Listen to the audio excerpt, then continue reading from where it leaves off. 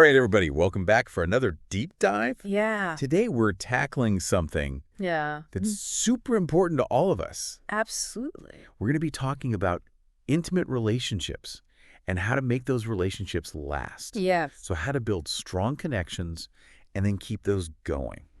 I think this is something that everybody is interested in. Oh, yeah, for sure. To some extent. Yeah, and we've got some really Yeah. fascinating material to work with today from Yeah. this expert in relationships and how to strengthen them. Yeah. And I'm really excited to jump into this. Me too. Yeah. Me too. Um, There's some really interesting advice. yeah, there is. I think we're going be able to to. help some people out there. I think so too. Yeah. So we've got we're going to be talking about Yes. kinds of things from how to improve your communication. Yeah. How to deal with values when your values clash with your partner's values. We even got some really interesting techniques. Yes. Like this thing called couples dialogue. Couples dialogue. And how to deal with finances in relationships. That's a big one. Oh, it's huge. Yeah. Yeah. So let's just jump right in. Let's jump in. One of the things that this expert really emphasizes is this idea of daily check-ins with your partner. Yeah. And not like just like, oh, hey, how was your day? Right. But like setting aside some actual time. Like dedicated time. Yeah, like 15 minutes or something. Yeah. And just like, And talking about. yeah, talk about some specific things. Yeah, like how did you feel today? What was one thing that was good about your day? What was one thing that wasn't so good? Yeah. And why do you think that is so important? Well, I mean, like, I think it's pretty easy for couples to just sort of drift apart, you know, like, and just start living more like roommates, Sure. you know? And so by having these daily check-ins, you're staying connected, you're staying engaged with each other's. Yeah, you're sharing your life. You're sharing your lives, yeah. Exactly. Okay, so we're having these regular check-ins. We're sharing our lives. But of course, sometimes there are going to be disagreements. Always Disagreements. One of the things that this expert really emphasizes is making sure that your values are aligned with your partner's values. Right. And how do you go about figuring out what those values are? Well, I mean, like, I think a lot of times, you know, you just sort of assume that, you know, somebody had the same values as you, especially if you're... Yeah, we don't always talk about that. Yeah, you don't always talk about it. And I think it's important to actually sit down and, like, define, like, what are your core values? What are the things that are really important to you? And then, you know, how do those align with my partner's values? Okay. And what happens if they don't? Well, then you got to figure out how to navigate that, you know, and that can be tricky, you know, but I think it's important to remember that, like, you're still on the same team, you know, even if you have different values, you're still trying to build a life together. So you got to find a way to respect each other's values. Absolutely. And find a way to. And this expert has some advice on how to do that. Exactly. Yeah. They talk about this idea of moving away from blaming language. Right. You know, like you always do this or you never do that. Yeah. And instead using what they call I statements. So for instance, instead of saying you never listen to me, you would say I feel unheard. Right. I feel unheard when I don't get a response. Yeah. When I'm talking to you. And why do you think that's so important? Well, I mean, like, when you say you never listen to me, you're basically attacking the other person and blaming them. Yeah. And that's just going to make them defensive. Sure. And then they're not going to be open to hearing what you have to say. Right. But when you say, I feel unheard, you're focusing on your own experience. You're not blaming them. You're just saying, hey, this is how I feel. Right. And that's much more likely to lead to a productive conversation. It's like owning your own experience and not putting it on. And not making it their fault. Yeah. Right. And do you think this ties into... I think it does. This other thing that the expert talks about, which is self-respect. Yeah, absolutely. So how does that... I think when you respect yourself, you're more likely to communicate your needs and your boundaries clearly. And you're also more likely to recognize when your partner is doing the same. So you're kind of modeling that. Exactly. Behavior. And I think it creates a dynamic of mutual respect, which is essential for any healthy relationship. Yeah, it's like you're building this foundation of respect within yourself so that you can extend that to your partner. Yeah, and I think it also helps you to be more assertive. you know, because if you don't respect yourself, right, you're more likely to let people walk all over you. Yeah, you're not going to set those boundaries. Yes. Yeah, okay. So we've been talking about communication, but this expert doesn't just stop there. No, they go deeper. They talk about this idea of emotional intimacy. Yeah, emotional intimacy. And that could be kind of a fuzzy concept for some people. It can be. So what does that mean? What does it mean to cultivate emotional intimacy in a relationship? Well, I think it's about creating a space where you feel safe to share your innermost thoughts, your fears, your dreams, your vulnerabilities, without fear of judgment. It's like really letting somebody see you. For who you are. Yeah, and knowing that they're going to accept you for who you are, even the parts that you don't like. Yeah. You know? So how do you do that?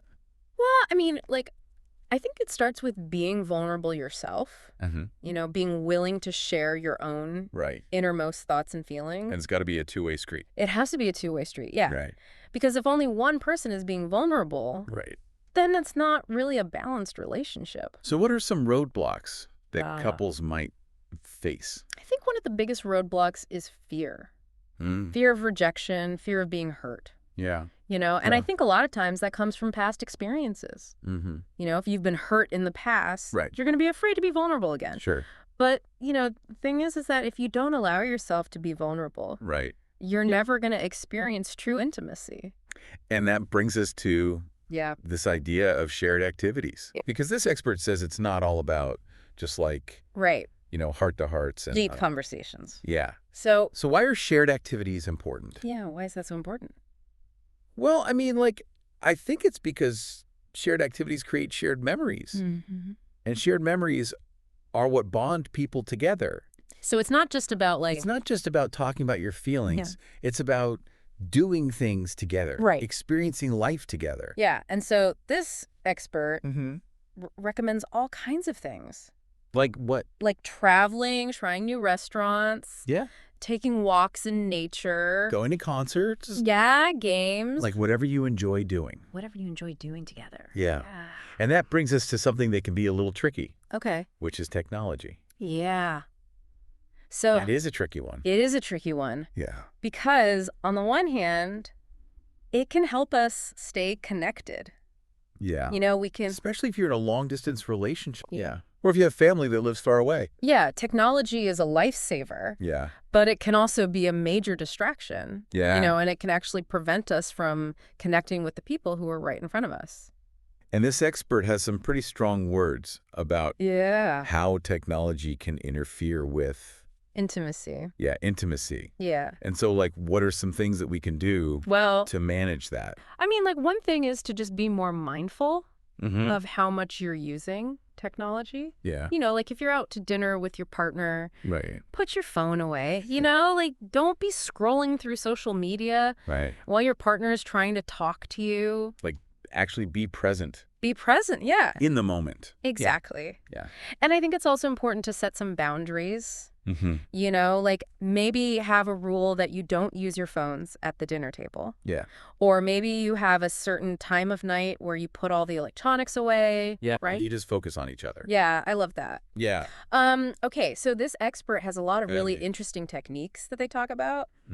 One of them is called couples dialogue. Couples dialogue, yeah. And it sounds very... It sounds very fancy. Really fancy, doesn't it? Yeah. Yeah.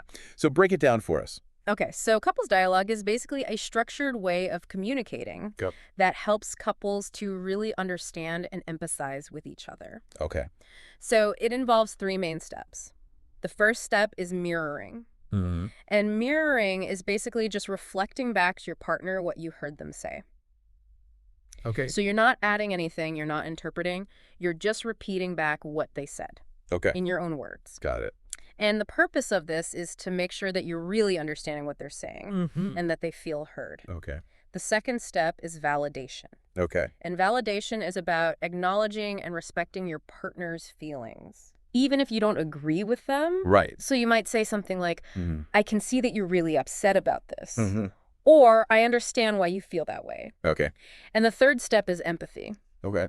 And empathy is about putting yourself in your partner's shoes and trying to see the world from their perspective. And so this is something that you would do? Like you'd go through these steps? Well, you can do it in a very structured way. Yeah. You know, like you can actually sit down and say, okay, we're going to have a couples dialogue. Right. And, you know, I'm going to talk for 5 minutes and you're going to mirror and validate and empathize. Yeah. And then we're going to switch. Right. But you can also just use these principles in your everyday communication. Got it. Yeah. So it's kind of like a framework. Yeah, a framework or a tool that you can use. Exactly. Yeah, okay. And this expert also talks about finances. Yes. Which can be such a it's huge. Yeah. And they say that it's so important to be open about finances with your partner. Absolutely. Why is that? Well, I mean, like, I think money is one of the biggest sources of stress in relationships. And so if you're not communicating openly about it, right, it can really breed resentment and mistrust. Yeah, like if one person's spending a lot and the other person's not. Or if one person's saving a lot and the other person's not. Yeah. Or if one person's in debt and the other person's not. Right. You know, there's just all sorts of potential for conflict. Yeah. Yeah. So how do we avoid those conflicts? Well, I mean, like, I think the key is to just talk about it. Yeah. You know, like have regular conversations about your finances. What are your goals? What are your concerns? So like a budget meeting? Yeah, kind of like a budget meeting. Right. But also just like general conversations about how you feel about money. Right. You know? Because we all have different... Everybody has a different relationship with money. Yeah. Different ideas about money. Yeah. Yeah. Okay. So we're communicating. Yes. We're talking about our values. Yes. We're sharing activities. We're being emotionally intimate. We're managing our technology. We're talking about our finances. But inevitably, they're going to be challenges. They're going to be challenges because no relationship is perfect. Right. You know? And this expert has some advice on how to navigate those challenges. Yeah. Yeah. So what's their advice? Well, I mean, like, I think one of the most important things is to learn how to manage your frustration. Okay. You know, because when you're frustrated, you're much more likely to say or do something that you'll regret later. Right. So, you know, how do you manage your frustration? Right. Well, like one thing is to just be aware of your triggers. You know, what are the things that set you off? And once you know what your triggers are, you can start to develop strategies for dealing with them. Okay. You know, so maybe if you know that you get really frustrated when your partner doesn't do the dishes, right, you can have a conversation with them about it. Yeah. You know, and say, hey, I really appreciate it when you do the dishes. It would make me feel so much better. Yeah. If you could help out more with that. And again, we're using those I statements. Well, statements are so important. Yeah. Yeah. Okay. And then I think the other important thing is to try to understand your partner's point of view. You know, because a lot of times... Especially when we're frustrated. Especially when you're frustrated. Yeah. You're so focused on your own perspective that you don't even stop to think about what your partner might be thinking or feeling. Right. And so, you know, one way to do this is to just ask them. Yeah. You know, like say, hey, can you help me understand why you did that? Or can you tell me more about how you're feeling? And to really listen. And really listen. Yeah. To the answer. Yeah. And try not to interrupt and try not to get defensive. Yeah. You know, just really try to hear them. And sometimes it's hard not to. It is hard. Yeah. But it's so important. It is. Yeah. Yeah. Okay. So we've managed our frustration. We've understood our partner's point of view. And now this expert says we need to forgive. Forgiveness. Forgiveness. Yeah. Why is forgiveness so important? Well, I mean, like, I think forgiveness is essential for any relationship because, you know, nobody's perfect. Right. We all make mistakes. And if you're not willing to forgive your partner, then your relationship is going to be very difficult. Yeah, it's going to be full of resentment. It's going to be full of resentment. Yeah. Right. And it's going to be very hard to move forward. Okay. Yeah. So how do we forgive? Well, I mean, like, I think forgiveness is a process. And it's not always easy. Right. You know, sometimes it takes time. Sometimes it takes a lot of effort. Yeah.